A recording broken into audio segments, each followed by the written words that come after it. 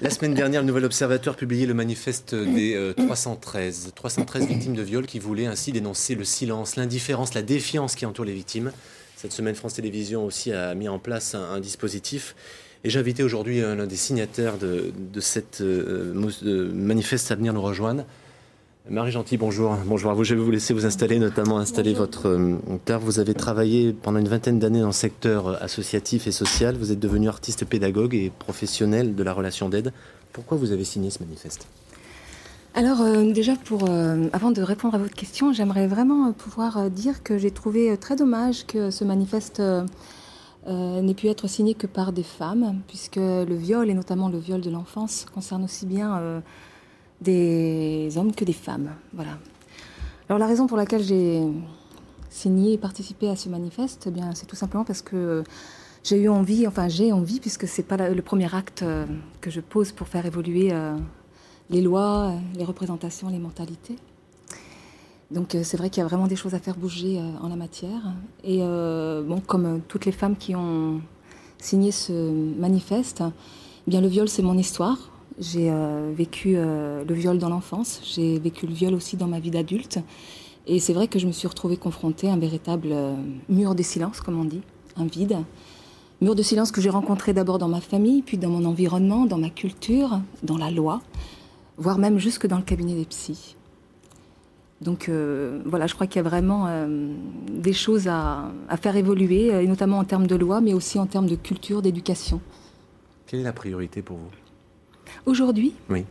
Moi, la priorité pour moi aujourd'hui, c'est vraiment d'entamer un vrai débat, mais un débat de fond, aussi bien avec les politiques qu'avec les acteurs de terrain. Moi, il me semble fondamental de pouvoir reposer l'interdit de l'inceste dans la loi. Parce qu'effectivement, aujourd'hui, la loi de l'interdit de l'inceste a été votée en janvier 2010 pour être finalement abrogée en septembre 2011 pour la raison que la notion de famille n'est pas clairement définie au sein de la loi. Or, c'est vrai que cet interdit, tout comme l'interdit du meurtre également, c'est lui qui définit nos besoins sociaux, nos valeurs communes, et tout notre système éducatif. C'est lui qui permet l'élaboration de nos frontières intimes, l'élaboration de notre dimension de sujet, ce qui fait de nous une personne. Et c'est lui aussi qui permet le tissage du lien social. Et à mon avis, c'est la première chose à reposer au cœur de la loi pour permettre de poser toutes les actions de prévention et d'accompagnement. Oui, c'est très juste. Nous sommes en train d'y travailler. Je vous le confirme absolument. Ce que dit Madame Gentil est vrai.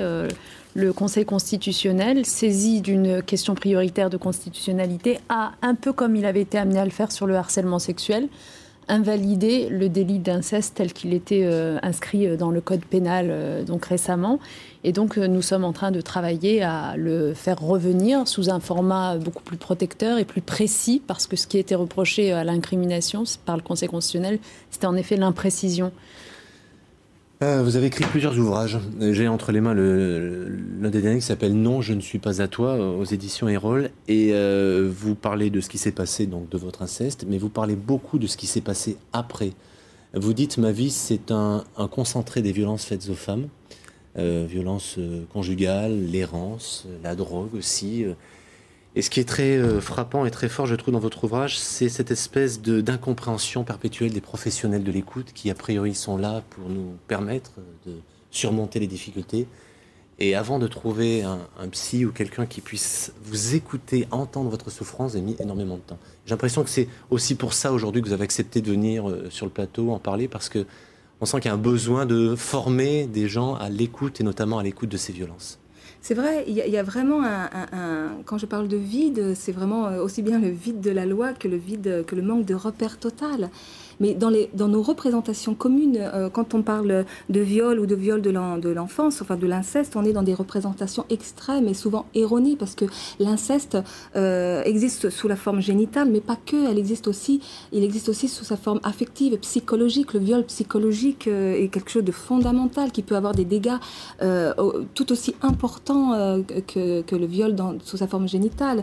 Il y a un vrai manque de formation au niveau des acteurs de terrain, il y a un vrai manque de formation chez les psys, mais aussi parce qu'on dit souvent que il faut que l'enfant parle, mais l'enfant il parle. Le problème c'est que il y a un manque de formation à l'écoute. C'est très juste.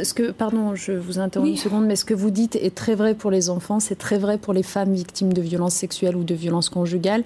On dit en effet souvent qu'elles ne parlent pas suffisamment. En réalité, c'est nous qui ne les entendons pas. C'est incroyable. Et c'est pour cela, vraiment, je le dis ici, que nous engageons, j'y ai travaillé depuis quelques mois, pour l'année 2013, un grand plan de formation nationale destiné à tous les professionnels qui croisent le chemin de ces enfants ou de ces femmes victimes de violences ou de violences sexuelles, à savoir les médecins, les psychologues, les assistants sociaux, les policiers, les gendarmes, les magistrats et les enseignants. Un grand plan de formation pour qu'ils soient formés spécifiquement à ces violences sexuelles, à ces violences incestueuses, à ces violences conjugales, et qu'ils sachent à la fois les détecter mieux, parce que quand la personne n'en vient pas naturellement à en parler, il faut quand même qu'il y ait une sonnette d'alarme qui soit tirée par un professionnel, et puis accompagner les victimes. Donc ce plan de formation devrait apporter beaucoup, à mon avis. Voilà. Mais moi, je crois qu'il faut non seulement former les professionnels, mais il faut aussi accompagner les parents. Parce que, moi, je m'aperçois aujourd'hui que, et là, je souhaiterais parler de la prévention faite aux enfants. Moi, j'ai créé, j'ai des outils de formation un peu alternatifs. J'ai créé des spectacles pédagogiques pour adultes. Ça fait 5 ans que je vais frapper aux portes des institutions et qu'on me répond à chaque fois, il n'y a pas de budget. Donc effectivement, il y a vraiment des choses à poser là. Il y a des choses à faire au niveau des parents, de l'accompagnement des parents. Et c'est vrai qu'aujourd'hui, moi, Accompagnement des parents, vous voulez dire des parents auteurs ou mais des parents de la parentalité d'une façon générale. Okay, pour éviter justement la tombée dans l'inceste, etc. Vous savez, aujourd'hui, la question des frontières, elle explose. Mais où sont les frontières de l'intime aujourd'hui? Où elles sont?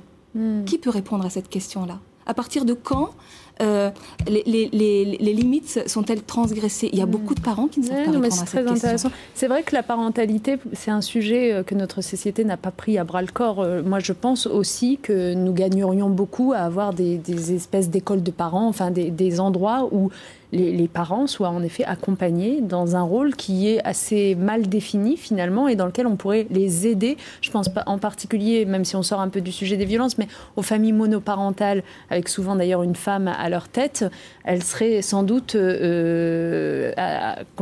très utilement accompagnées dans ce rôle qui est si complexe aujourd'hui. Alors à côté, juste pour terminer avec les histoires de formation, parce que moi ce que je peux constater aujourd'hui, et c'est vrai que j'avais déjà poussé un gros coup de gueule par rapport à ça, c'est qu'on préfère mettre du budget sur la prévention des enfants.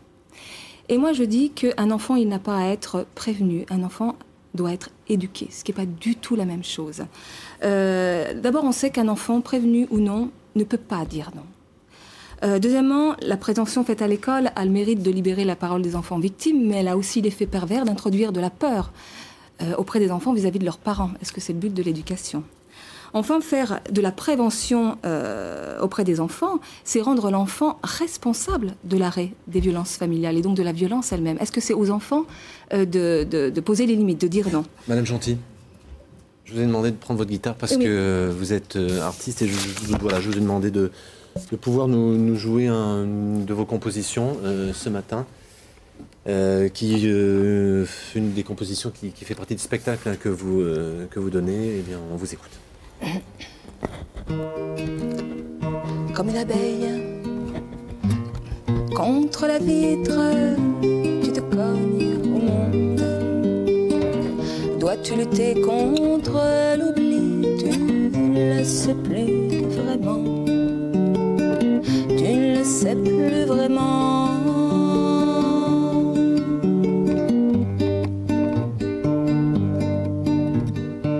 Rien ne reste immobile, rien ne reste immobile. Je t'en prie, ne s'ouvre pas c'est fragile, brise-le, je crois en toi. De tes lambeaux de haine, tu peux tisser un drap de soie. Dans ce voilage de reine, tu peux naître une nouvelle fois. Petite abeille, brise la vitre, entre dans le monde. Brise la vitre et invente ta loi. Et l'espoir est toujours là. L'espoir est toujours là. Merci infiniment d'avoir accepté notre invitation. Merci infiniment d'avoir interprété cette chanson également. Je crois que vous aviez voilà, un petit cadeau à donner à Madame Vallaud-Belkacem. Je vais le faire passer. Que je cherche à faire éditer, que j'ai pas encore trouvé d'éditeur, et un CD. Merci de parler et bravo pour votre courage.